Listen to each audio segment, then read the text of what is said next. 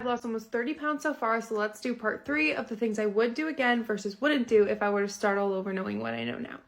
Throughout my journey, I've had what I like to call the once a day rule.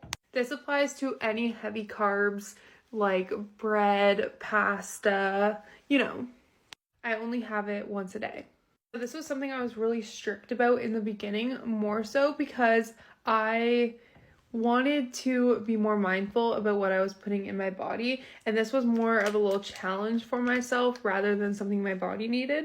I do think that every macronutrient is important, so don't cut anything out completely, but sometimes it's important to break bad associations and habits. And I had a very high carb diet before.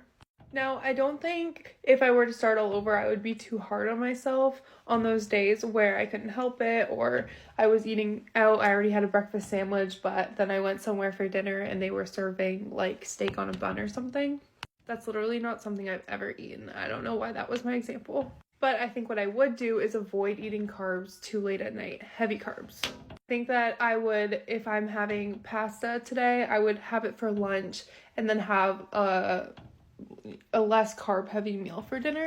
When you eat carbs too late at night, your insulin levels increase, which makes it harder for you to burn fat while you're sleeping. So as a summary, I don't think I would necessarily go too hard on the once a day rule. I do kind of try and do that still going forward as I still have weight to lose, but I don't think I would beat myself up over it. I would just try not to have it too late at night. Next, I think I would take a moment to look at the bigger picture. We eat approximately 3 meals every single day, so that's 21 meals in a week. Now, the goal is to lose weight. This means try to eat 80% healthy. Do what you can. Take it one meal at a time. But if you can make one of those meals every single day consistently healthy, you're already eating 7 healthy meals. And 80% of 21 is 17 or something. For my schedule, it's really easy for me to have a healthy breakfast every single day. So I know that I'm going to have a healthy breakfast 7 days out of the week. That's 7 healthy meals.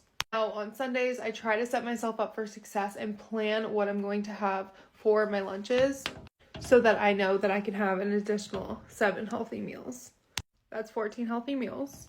For dinners, I typically just think, how am I feeling right now? How did I do today? How much exercise did I get? What meal aligns with what I'm trying to accomplish? Because that's the meal of the day that I have the most time to kind of think.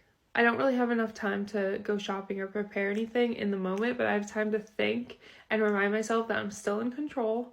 I still have a decision to make. But again, this is what works for my schedule. Life sometimes slaps you in the face. You just got to take things one meal at a time, do what you can, and not beat yourself up over it.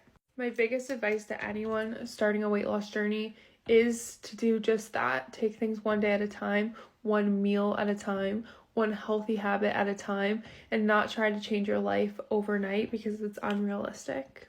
Small, sustainable changes over time are going to impact the bigger picture here.